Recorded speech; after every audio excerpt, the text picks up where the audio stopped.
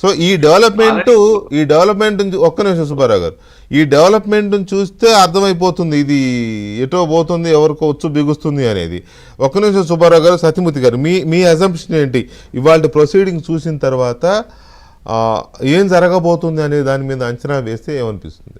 అంటే మామూలుగా CBI case close అయింది అంటే దర్యాప్తు పూర్తి అయిపోయింది అని చెప్పింది ఫస్ట్ అప్పుడు చెప్పినప్పుడు చాలా మంది ఆశ్చర్యపోయారు. అవును, నిజంగా కూడా ఆశ్చర్యపోయారు.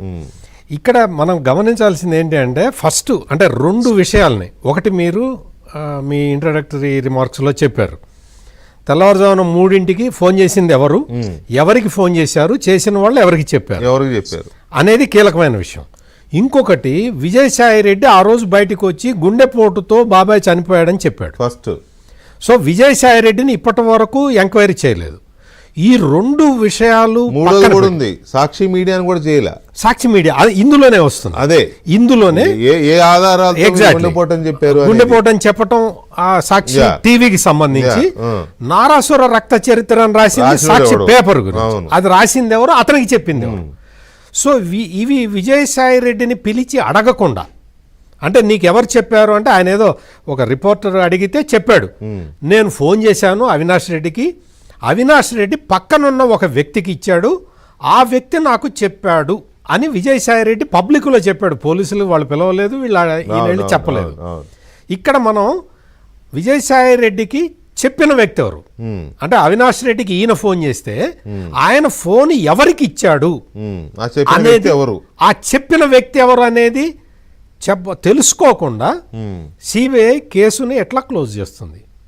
అది కదా ఇంపార్టెంట్ విషయం. నాకు తెలిసిన సమాచారం ఏంటంటే విజయసాయి రెడ్డి ఆ మాట చెప్పలేదు, కానీ అక్కడ సాక్షి రిపోర్టర్ ఉన్నాడు, అతనికి ఇచ్చాడు అవినాష్ రెడ్డి ఫోను.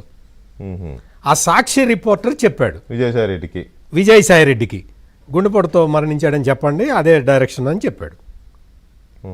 ఇది ఆ డైరెక్షన్ ఎక్కడి నుంచి వచ్చిందో, ఆ డైరెక్షన్ ఆ రిపోర్టర్కి ఎక్కడి నుంచి వచ్చింది అనేది కీలకమైన విషయం, చాలా ఇంపార్టెంట్.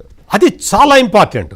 ఇంకొకటి కమలాపురం మాజీ ఎమ్మెల్యే రవీంద్రనాథ్ రెడ్డి వాళ్ళ మేనమామ, ఆయన చాలా స్పష్టంగా చెప్పాడు, రక్తం కడిగేటప్పుడు పిల్లాడు పక్కనే నిలబడి ఉన్నాడు పాపం, అతనికి ఏం తెలుస్తుంది రక్తం కడుగుతుంటే వద్దని చెప్పాలని, అంత మాత్రాన మర్డర్ కేసులో పెట్టేస్తారా అని చెప్పాడు కమలాపూర్ మాజీ ఎమ్మెల్యే.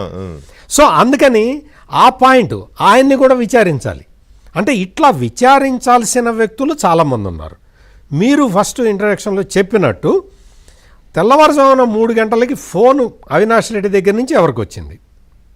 భారతి అవినాష్ రెడ్డి దగ్గర నుంచి వచ్చిందా, ఇంకెవరి దగ్గర నుంచి వచ్చిందా? అది ఒక పాయింట్. ఎగ్జాక్ట్లీ.